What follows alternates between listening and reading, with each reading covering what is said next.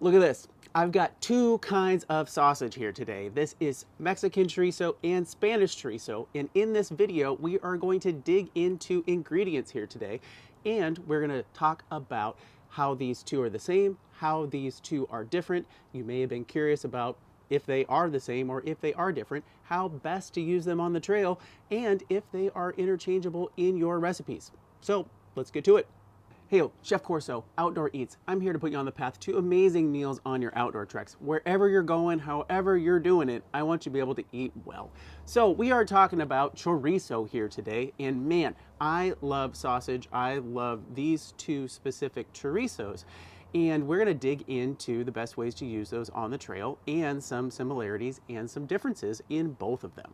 So first off, which sort of makes this discussion even more confusing, is that chorizo in certain languages, and specifically in Spanish languages, in Spanish countries, is just sausage, right? It's just the catch-all for any kind of sausage. I have had a great grilled chorizo in Buenos Aires before, just on a roll with a little bit of chimichurri, and it was absolutely delicious, but it did not look anything like this one or the Mexican chorizo as well. So that is a little bit confusing. So chorizo just means sausage. But for our discussion here today, we are talking about two specific chorizos. And again, we've got the Mexican chorizo here, and we've got the Spanish chorizo here. First up is our Spanish chorizo. And you might be looking at this and looking like, yeah, it kind of looks like a Italian dried salami. Yeah, it is in that kind of camp for sure. So the things about Spanish chorizo and the attributes is that it is made from pork, most likely, and it is either a nice coarse grind or a fine grind for its grind. And it is dry cured, either about halfway, so it's semi-dry, or fully dry, which does make it a pretty nice option on the trail because there's less moisture.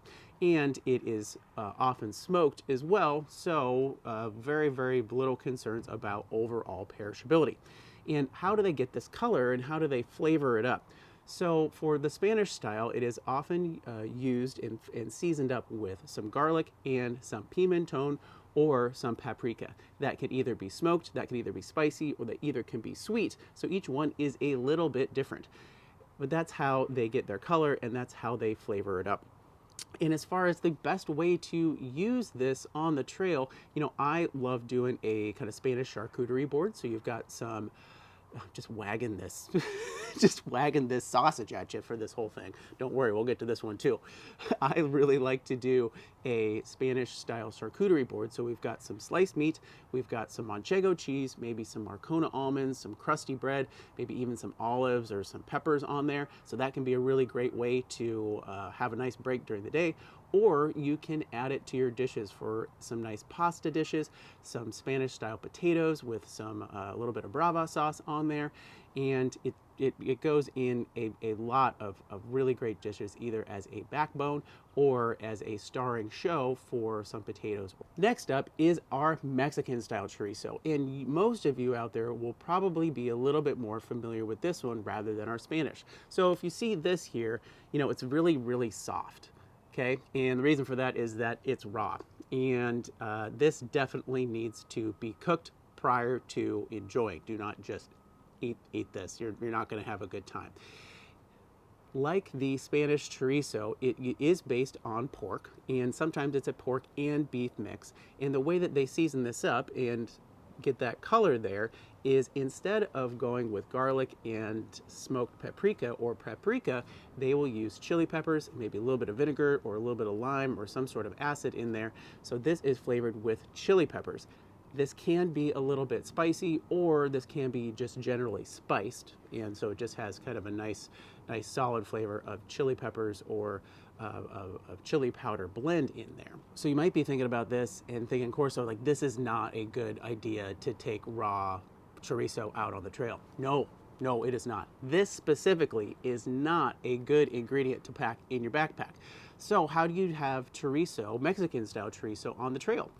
Well, there are a couple options for you. One, you can take some soy chorizo or some plant-based sausage out there. It has the same flavor profile, and with the plant-based ingredient, it lasts for a couple days on the trail. If you're going out for a longer trip, what I suggest, and I actually just did this on a hike onto the West Coast Trail on Vancouver Island, is take TVP or textured vegetable protein as your sausage and season it up. Pack a spice blend of chili peppers and a little bit of garlic and some cumin and spice it up like chorizo, and that way you can still have that same flavor experience for your breakfast tacos or adding it to your other dishes. So don't take this on the trail, not a good idea, but if you do want the Mexican chorizo flavor, there are ways to be able to do that in order to keep it safe and keep it tasty. So can you use both of these interchangeably? The thing is sure, you probably can, but it's not going to give you exactly what you want. So this is Spanish, this is Mexican. They are very, very similar in their flavor profile, so it's not going to completely blow your dish if you do use them interchangeably, but it's not going to be exactly Spanish or exactly Mexican. And I think especially for this one, you know, having this for breakfast is a pretty classic option. Putting this with your eggs, again, it's going to be fine, but it's not going to be exactly what you want. So I would say, sure, you could in a pinch if you have to, but look for both of them to be able to really dial in the flavor of your dish, depending on which country and which flavor that you're going for. So for me, I would say no, but if you have to, it's not going to be the end of the world. Thanks for coming along for our dive into ingredients today and dive into Spanish and Mexican chorizo. Both super, super tasty options to pack along in any meal plan. But get out there, cook something amazing somewhere awesome. Boca boca.